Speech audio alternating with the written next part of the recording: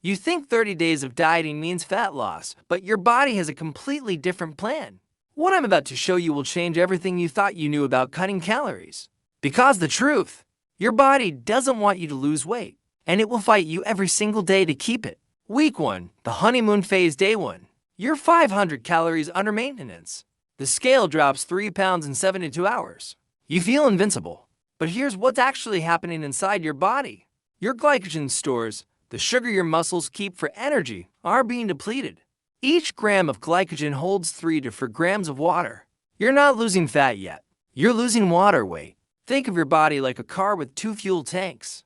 The small tank up front, that's glycogen, quick access, always used first. The big tank in the back, that's body fat, harder to reach, stored for emergencies. Week 1, you're just draining the small tank. A 2011 study in the American Journal of Clinical Nutrition found that initial weight loss in a calorie deficit is 70% water, 10% muscle, and only 20% fat in the first week. Day 5 to 7, the dopamine spike. Your brain releases dopamine every time you see that scale number drop. You're motivated, energized. This feels easy, but your body is watching, and it's starting to respond. Week 2, the resistance begins. Day 8. You wake up tired. Training feels harder. You're hungry at night even after eating your planned meals. Welcome to metabolic adaptation. Your body doesn't see a diet.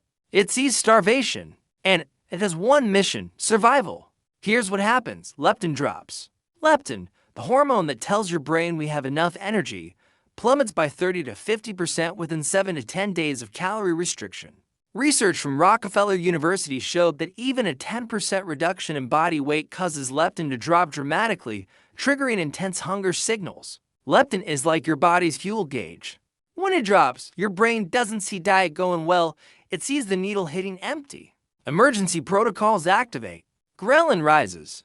Ghrelin, the hunger hormone, increases by 20 to 30%. You're genuinely hungrier. This isn't willpower failure. It's biochemistry. Thyroid downregulation.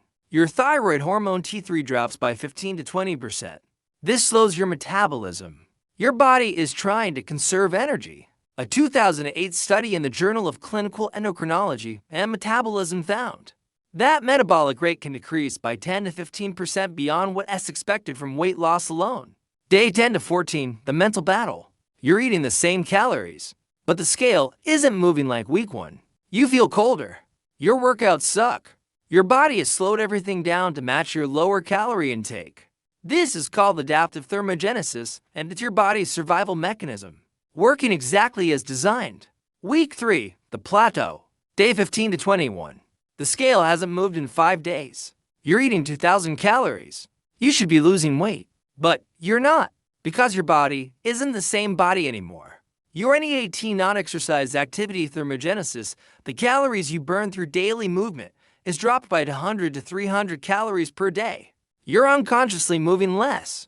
Research from the University of Alabama used accelerometers to track this. Subjects in a calorie deficit naturally fidgeted less, took fewer steps, and made smaller movements throughout the day. Imagine your body is a business cutting costs during a recession. First move: reduce all non-essential spending. Your body does the same, cutting background energy burn to preserve resources. Muscle catabolism accelerates without adequate protein and resistance training. You're losing muscle, and muscle is metabolically expensive tissue.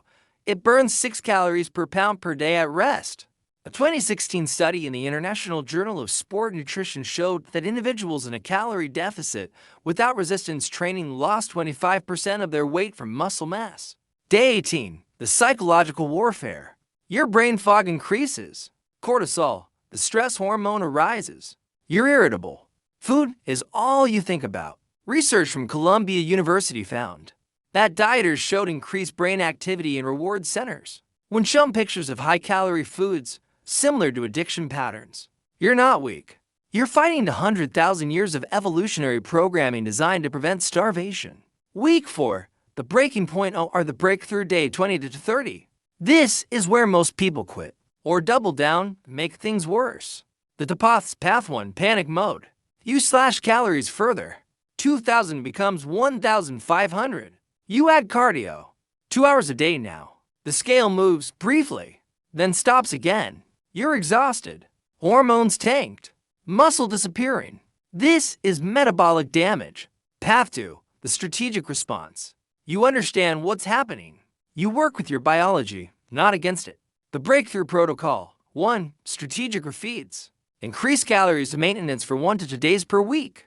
This temporarily boosts leptin, gives your body a signal that starvation isn't happening, and resets hunger hormones.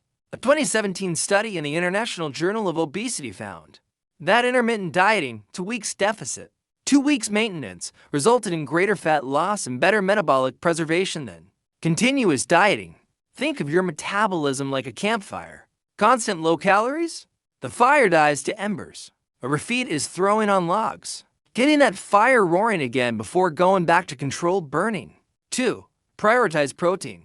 Minimum 0.8 to 1 gram per pound of body weight. This protects muscle mass and increases satiety.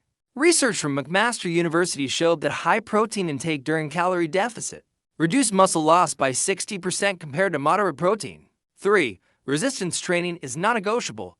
3 times per week minimum. Heavy compound lifts. This signals your body, we need this muscle. Don't burn it for energy. A landmark study in medicine and science in sports. An exercise found that resistance training during calorie restriction preserved 97% of muscle mass, compared to diet alone. 4. Manage stress and sleep. High cortisol from stress and poor sleep increases muscle breakdown and fat storage, especially around the midsection. Research from the University of Chicago found that sleep-deprived dieters lost 55% more muscle and 60% less fat than well-rested dieters, same calorie deficit.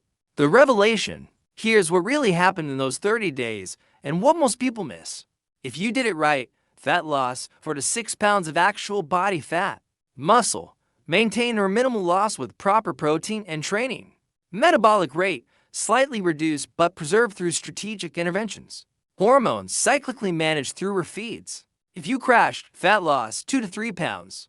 Muscle loss 3 to 4 pounds. Metabolic rate, suppressed 15 to 20% beyond expected. Hormones tanked, recovery takes months. The truth nobody tells you: 30 days isn't magic.